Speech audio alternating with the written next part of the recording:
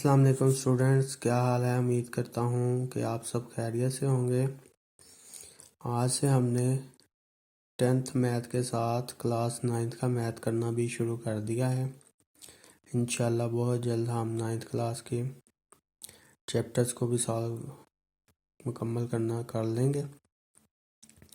तो आज हम क्लास 9th साइंस मैथ के चैप्टर नंबर 2 से स्टार्ट करेंगे, जिसमें हम एक्सरसाइज नंबर 2.1 सॉल्व करेंगे।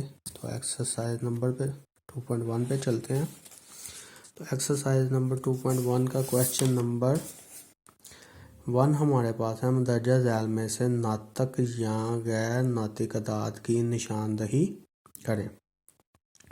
तो इसको सॉल्व करने से पहले हम देखते हैं कि जो नातिक और गैर नातिक अदाद होते कौन से हैं।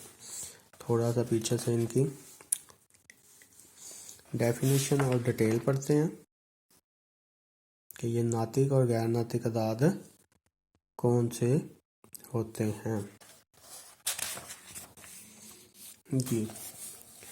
तो नातिक अदाद है जिनको हम रैशनल नंबर कहते हैं, ऐसे अदाद जो पी बटा क्यू की शक्ल में लिखे जा सकें, जबकि पी और क्यू दोनों सही अदाद और क्यू नॉट इक्वल टू 0 हो, नातिक अदाद कहलाते हैं। तमाम नातिक अदाद के सेट को क्यू से जाहिर किया जाता है जी। तो ऐसे अदाद जो कि बटे की शक्ल में यानी पी और क्यू की शक्ल में लिखे हों और सही अदाद हो।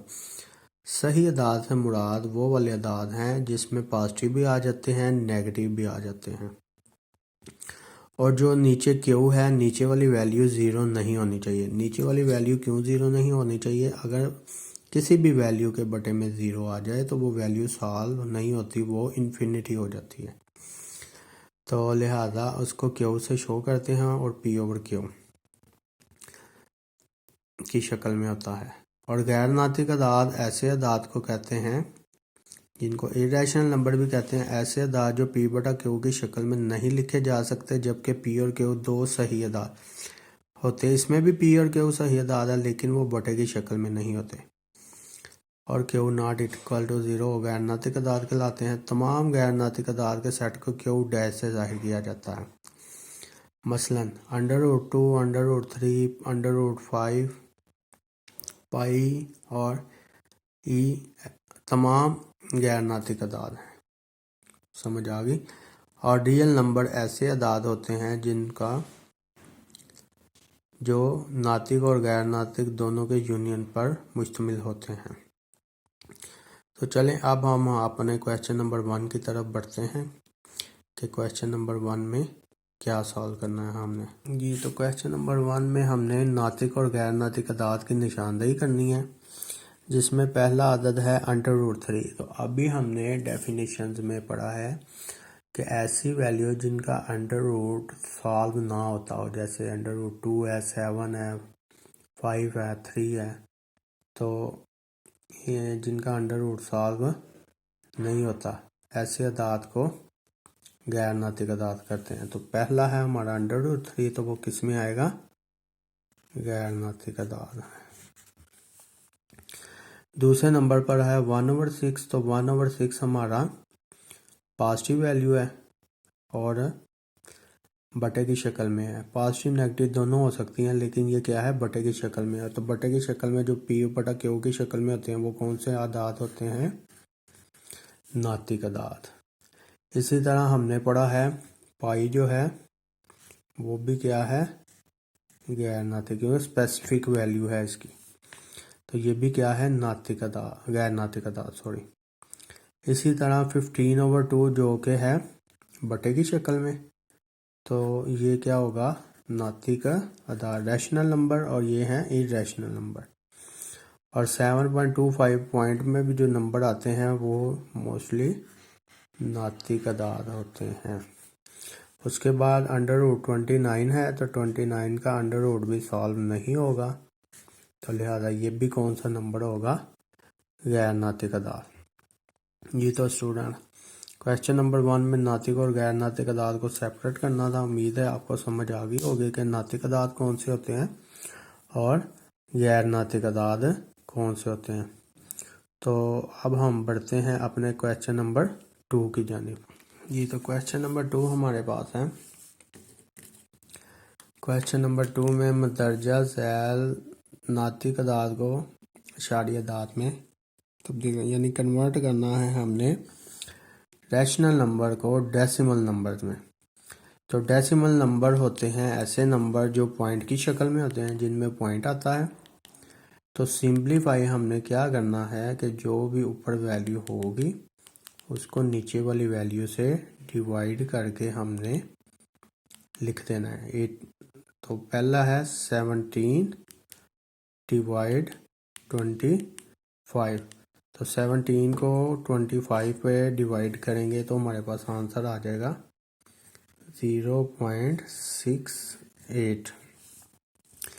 इसी तरह दूसरा है 57, उसको डिवाइड करना है हमने 8 पे, तो वो हमारे पास आ जाएगा 7.125। 7.125। इसी तरह दूसरा पार्ट है, उसमें है 19 को डिवाइड करना है हमने 4 से, तो हमारा आंसर आ जाएगा 4.75। आंसर आ जाएगा 4.75। इसी तरह क्वेश्चन नंबर 4 है, उसमें पार्ट नंबर 4 है, उसमें 205 को डिवाइड करना है हमने 18 से, तो वो आएगा 11.3888 चलता जा रहा है, तो हम 89 लिख लेंगे। 5 है, 5 को डिवाइड करना है 8 पे, 5 डिवाइड 8, तो वो हमारे पास आ गया 0.625। 0.625। पार्ट नंबर 6 हमारे पास है, उसमें 25 को डिवाइड करना है 38 से, तो वो आ गया हमारे पास 0.657। 0.657। जी तो स्टूडेंट, ये हमारा क्वेश्चन नंबर 2 था, जिसमें हमने तमाम नातिक अदाद को इशारिया दाद यानी कि रैशनल नंबर्स को डेसिमल नंबर में चेंज करना था, तो वो हमने चेंज कर लिया। अब हम बढ़ते हैं अपने क्वेश्चन नंबर 4 की तरफ। तो क्वेश्चन नंबर 4 हमारे पास है, दर्ज झैल अदाद को नंबर लाइन के निकात से जाहिर करें। यानी हमने इनको नंबर लाइन पर शो करना है। ये सारे कौन से हैं? रैशनल नंबर है, और रैशनल नंबर को नंबर लाइन पर शो करने का तरीका मैं अभी आपको बताता हूँ। आपने एक लाइन लगानी है, लाइन ड्रा कर लेनी है। आपको पता है लाइन के सेंटर में 0, इस साइड पे पॉजिटिव नंबर होते हैं और इस साइड पे नेगेटिव नंबर होते हैं।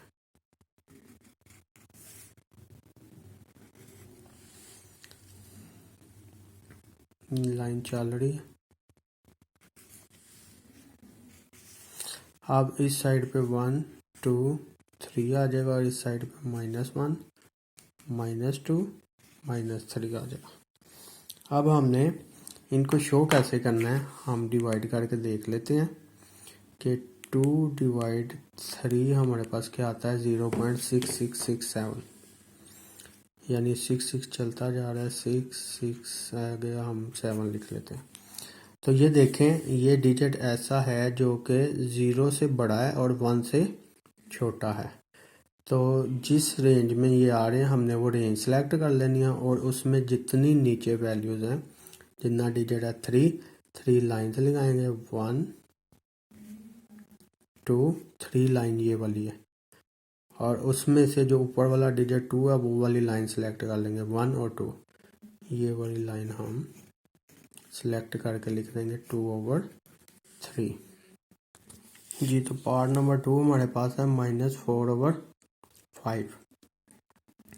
तो लाइन हमने ड्रा कर ली है।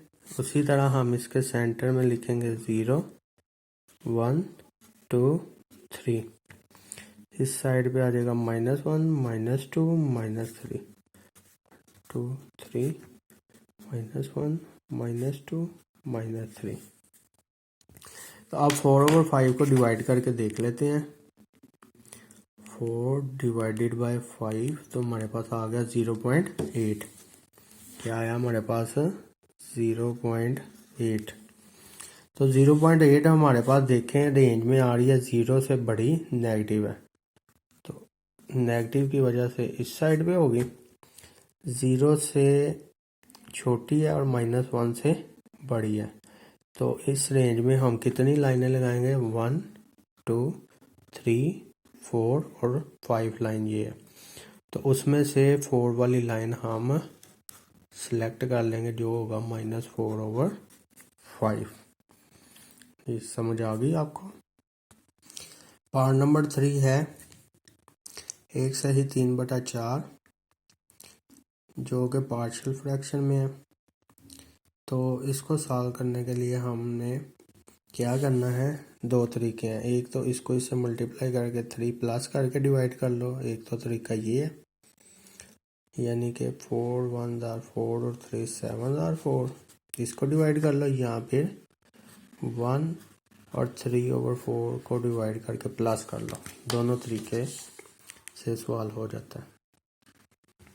7 डिवाइडेड बाय 4 हमारे पास आता है 1.75। 1.75 और अगर हम 1 में इसको 0.75 को ऐड करें तो ये भी आता है 1.75।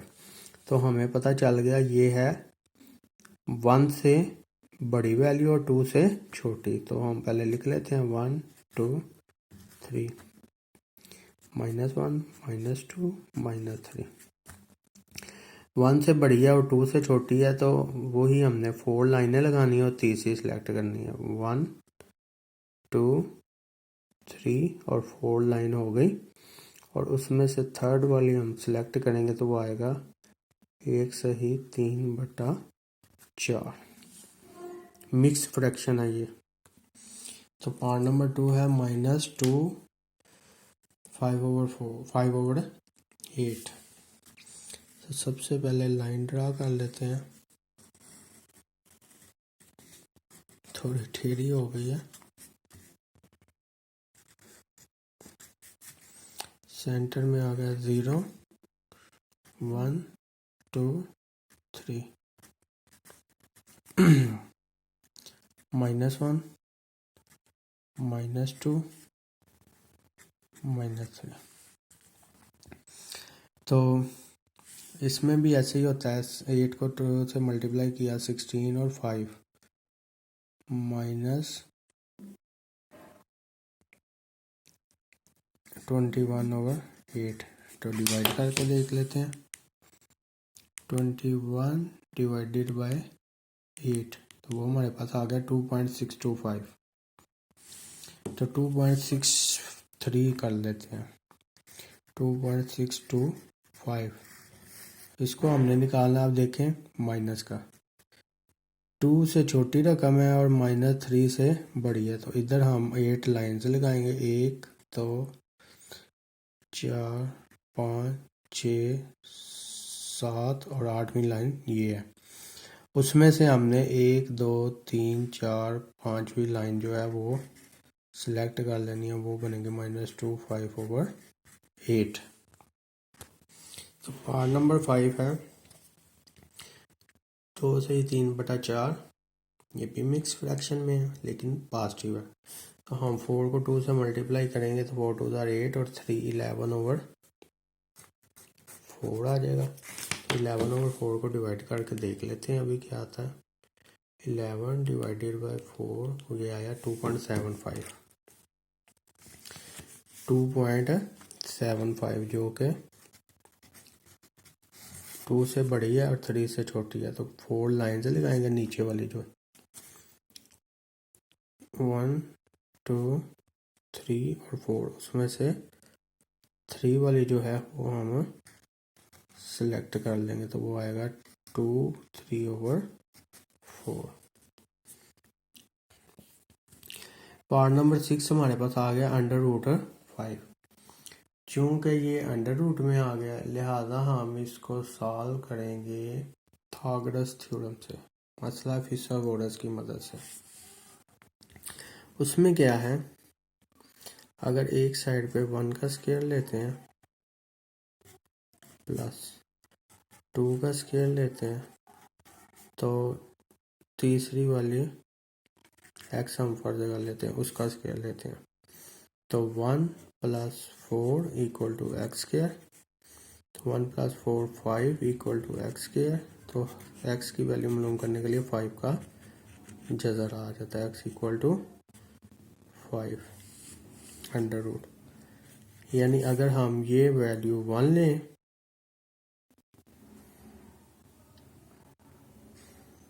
और ऊपर को वैल्यू 2 लें, ये वैल्यू 1 लें और ये ट्राइंगल बनेगी, थर्ड वैल्यू जो हमारी ये वाली आएगी ये अंडर रूट 5 में आएगी। ये हमारा आंसर जी। तो आज हमने एक्सरसाइज नंबर 2.1 का क्वेश्चन नंबर 1, 2 और 4 सॉल्व किया है। क्वेश्चन नंबर 3 इसलिए सॉल्व नहीं किया क्योंकि वो ट्रू फॉल्स थे, तो इसलिए हमने क्वेश्चन नंबर 3 सॉल्व नहीं किया। उम्मीद करते हैं कि ये तीनों सवाल ऑल स्टूडेंट्स को समझ आ चुके होंगे। अगर किसी स्टूडेंट को किसी क्वेश्चन में या किसी मामले में कोई कन्फ्यूजन है तो वो मैसेज करके हमको पूछ सकता है। और जिन दोस्तों ने हमारे चैनल पे नए आएंगे वो हमारे चैनल को लाइक करें, सब्सक्राइब करें और शेयर भी करें, और लास्ट पे बेल आइकन को प्रेस करना ना भूलें ताकि आने वाली हर वीडियो का नोटिफिकेशन आप तक पहुंच सके। इंशाल्लाह बहुत जल्द हम 9th क्लास की वीडियोस अपलोड करना शुरू कर देते हैं। आज हमने 9th क्लास की पहली वीडियो अपलोड की है, तो बहुत जल्द हम इसको मुकम्मल करने की कोशिश करेंगे। बहुत शुक्रिया, अल्लाह हाफिज़।